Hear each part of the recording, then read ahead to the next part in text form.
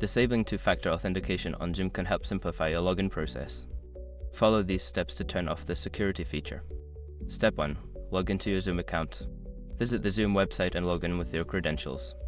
Make sure you are using the account for which you want to disable two-factor authentication. Step 2. Access account settings.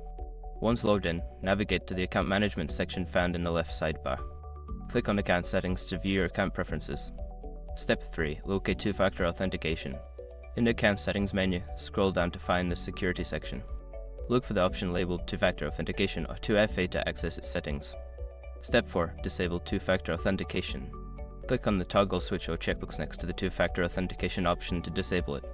You may be prompted to confirm your choice. Follow any on-screen instructions to complete the process. Step 5. Save changes. After disabling the feature, ensure you click the Save button at the bottom of the page to apply your changes.